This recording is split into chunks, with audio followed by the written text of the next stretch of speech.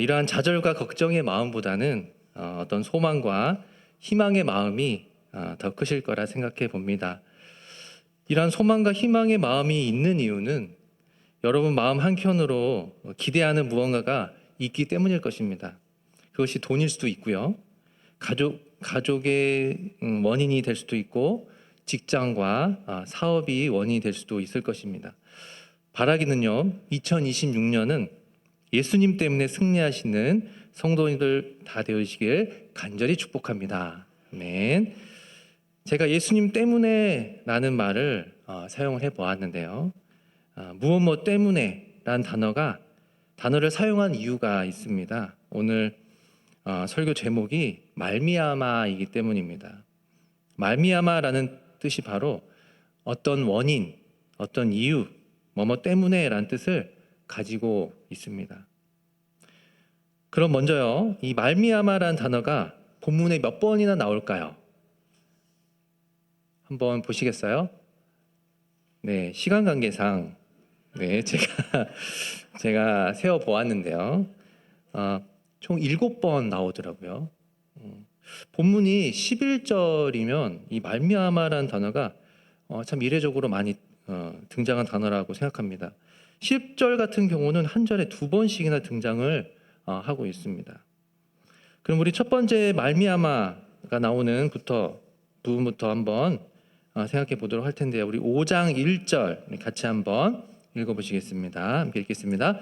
그러므로 우리가 믿음으로 의롭다 하심을 받았으니 우리 주 예수 그리스도로 말미암아 하나님과 화평을 누리자. 아멘.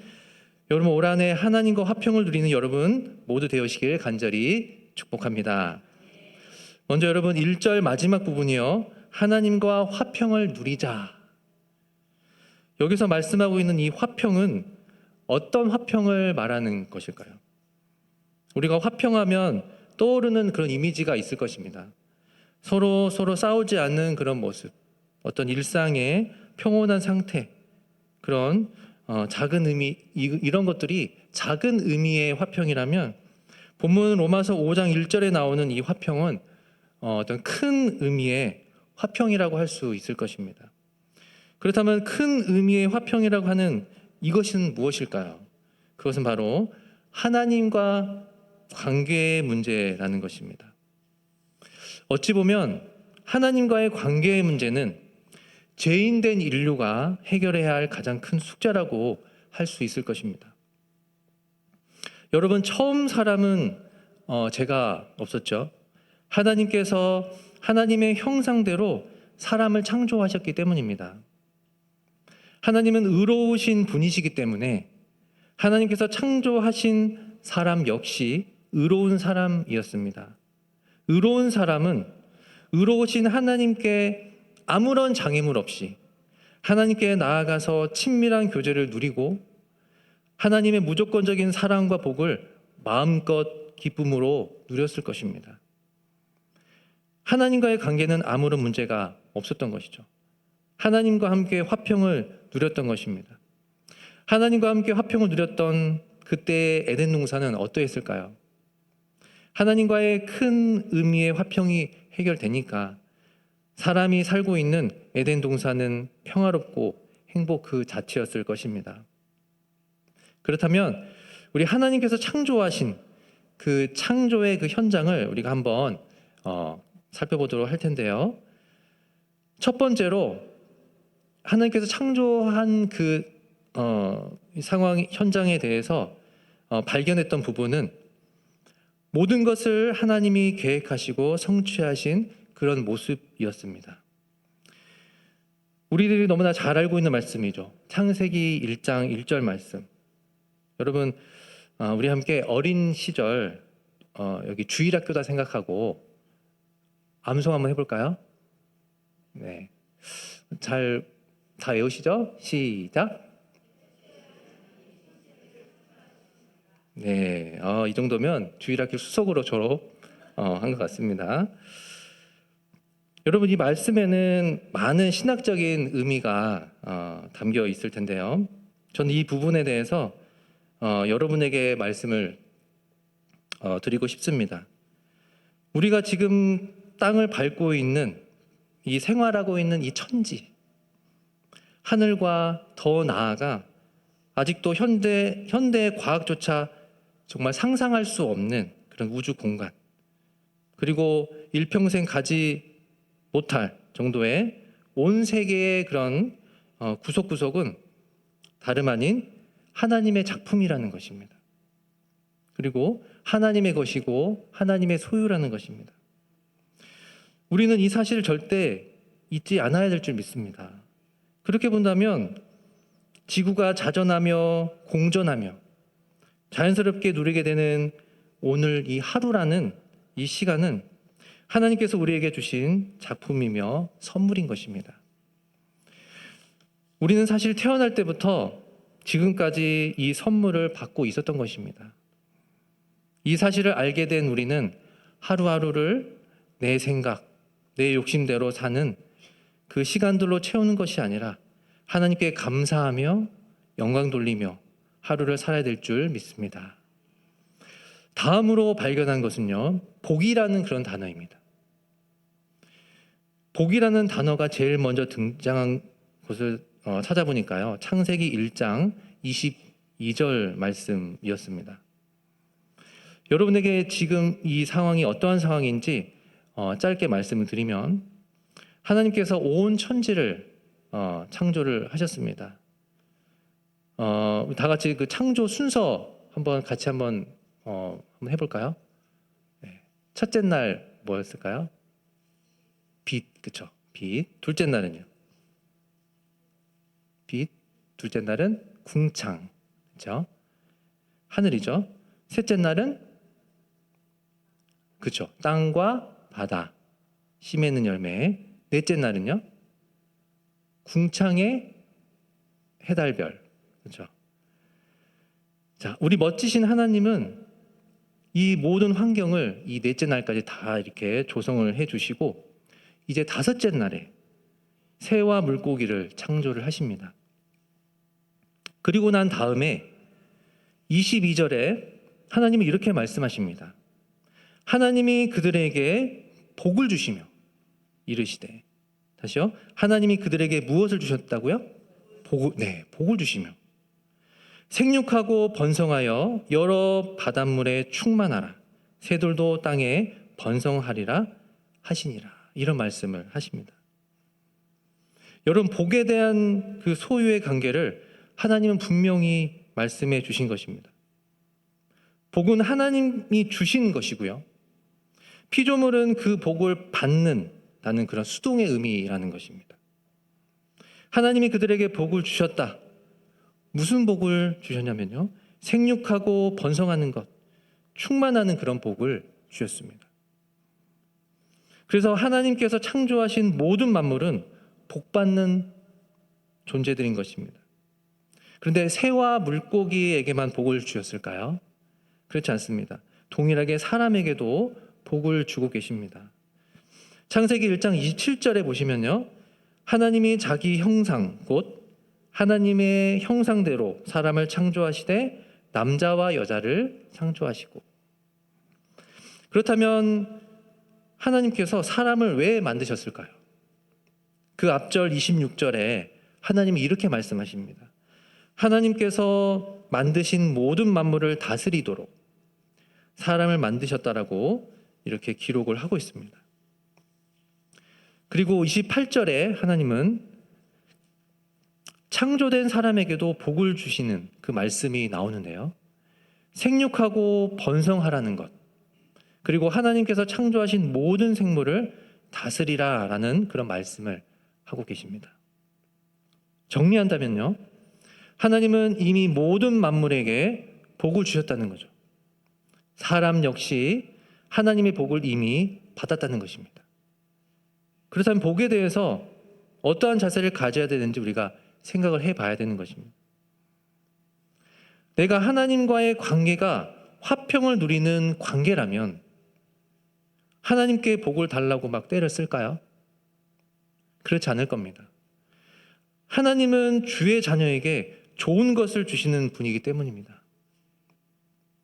우리는 지금까지 화평의 관계에 있던 하나님과 아담의 상황을 살펴보았습니다.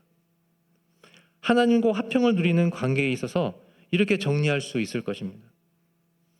나와 하나님과의 관계가 화평을 누리는 그런 관계라면 그 화평은 우리의 삶 속에도 자연스럽게 그 화평이 나타난다는 것입니다. 우리는 신앙생활 하면서 이러한 부분을 많이 놓칠 때가 있습니다. 왜 내 삶과 상황이 전쟁 같고 다툼과 걱정과 근심의 상황들이 만약에 일어날 때 당황한 나머지 그 상황 속에 빠져버리고 그 안에서 해결책을 찾으려고 하는 경우가 많이 있는 것입니다. 이러한 부분에 대해서 예수님은 이렇게 말씀하십니다. 마태복음 6장 31절 34절까지 말씀인데요. 여러분께서 잘 아시는 말씀이니까 제가 읽어보도록 하겠습니다. 그러므로 염려하여 이르기를 무엇을 먹을까 무엇을 마실까 무엇을 입을까 하지 말라. 이는 다 이방인들이 구하는 것이라. 너희 하늘 아버지께서 이 모든 것이 너희에게 있어야 할 줄 아시느니라. 그런즉 너희는 먼저 그의 나라와 그의 의를 구하라. 그리하면 이 모든 것을 너희에게 더하시리라. 그러므로 내일 일을 위하여 염려하지 말라. 내일 일은 내일이 염려할 것이요 한날의 괴로움은 그날의 족하니라. 아멘. 염려하여 이르기를 무엇을 먹을까 무엇을 마실까 무엇을 입을까 하지 말라라고 하시면서 이는 다 누가 구하는 거라고 말씀하고 계십니까? 맞습니다. 하나님을 알지 못하는 이방인들이 구하는 거라고 말씀합니다. 이방인들은 하나님과의 관계가 전혀 없는 사람들이라고 할 수 있습니다. 이방인들은 이 세상에서 믿을 만한 구석이 없는 거죠. 그래서 오직 나에게 집중을 하는 것입니다. 그래서 나에 관계되는 고민만 털어놓는 것입니다. 무엇을 먹을지 무엇을 입을지. 하지만 하나님과 화평을 이루는 성도는 다릅니다. 예수님이 이렇게 말씀하시죠. 너희 하늘 아버지께서 이 모든 것이 너희에게 있어야 할 줄을 아시느니라. 하늘 아버지는 우리의 모든 것을 알고 계신다는 겁니다. 그리고 부족한 부분은 채워주시고 복을 주신다는 그런 말씀인 것입니다. 지금까지 우리는 하나님과 화평의 관계를 이루어야 함을 우리가 말씀을 통해 살펴보았는데요. 그렇다면 하나님과 화평의 관계를 어떻게 이룰 것이냐? 이 질문에 대한 답을 찾아보아야 합니다. 본문 로마서 5장 1절에 이렇게 말씀하고 있습니다. 우리 주 예수 그리스도로 말미암아 오직 예수 그리스도만이 하나님과 우리와의 관계를 해결해 주신다는 것입니다. 그렇다면 이제 우리의 관심의 정점을 어떻게 해야 되겠습니까? 주 예수 그리스도로 해야 되는 것입니다. 그 이유는 모든 것을 해결해 주신 분이 예수님이시기 때문입니다. 먼저 예수님은 무엇을 해결해 주셨습니까? 예수님으로 말미암아 하나님과 화평을 이루게 되었습니다. 이것은요, 예수님은 죄의 문제를 해결해 주셨다는 것입니다.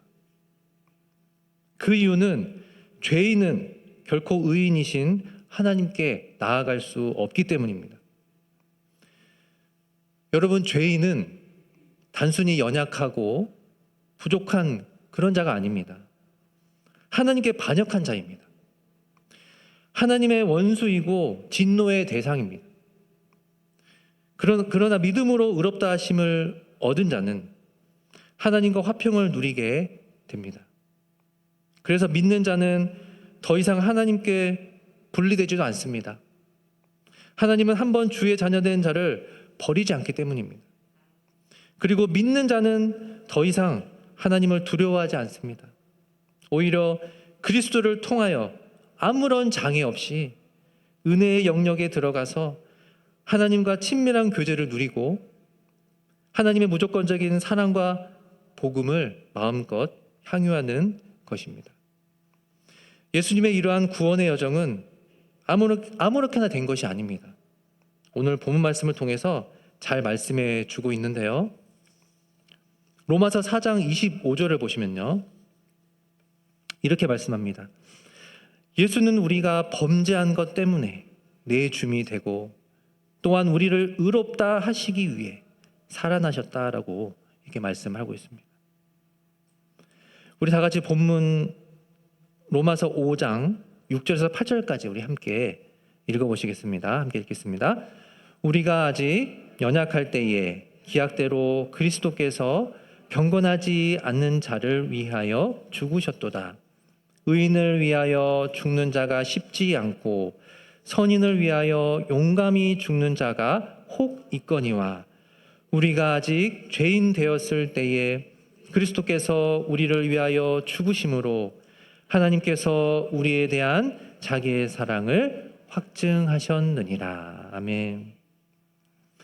정말 여기 예수님께서 십자가에 달려 돌아가신 그 의미에 대해서 우리가 알지 못하는 그 비하인드 스토리가 절절하게 기록되어 있습니다. 예수님은 우리가 죄인일 때 십자가에서 죽으신 게 아니라 아직 죄인이 되지 않았을 때 십자가에서 죽으셨다는 것입니다. 이것을 통해서 예수님은 자신의 사랑을 확증하셨다라고 말씀합니다. 이 말은 증거를 내보이셨다는 것이죠. 내가 이만큼 너희들을 사랑한다. 그래서 우리는 사랑에 대해서 더 이상 내 생각과 판단이 들어갈 수 없는 것입니다. 어느 누구는 사랑하고 어느 누구는 사랑하지 않고 사랑은 결코 차별을 두어서는 안 된다는 것입니다. 예수님께서 우리를 사랑했으니 나 역시 예수님처럼 사랑해야 하는 것입니다. 여러분, 사랑에 대해서 인색하지 마시기 바랍니다.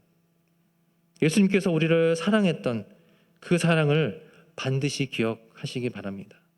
그래서 내가 믿음으로 의롭다 하심을 받았다면 큰 사랑을 하시기를 주님의 이름으로 축복합니다. 말씀을 정리하겠습니다. 여러분은 하나님과 화평의 관계를 이루고 계십니까? 우리 인생의 모든 출발점은 여기에서 맞춰야 될 줄 믿습니다.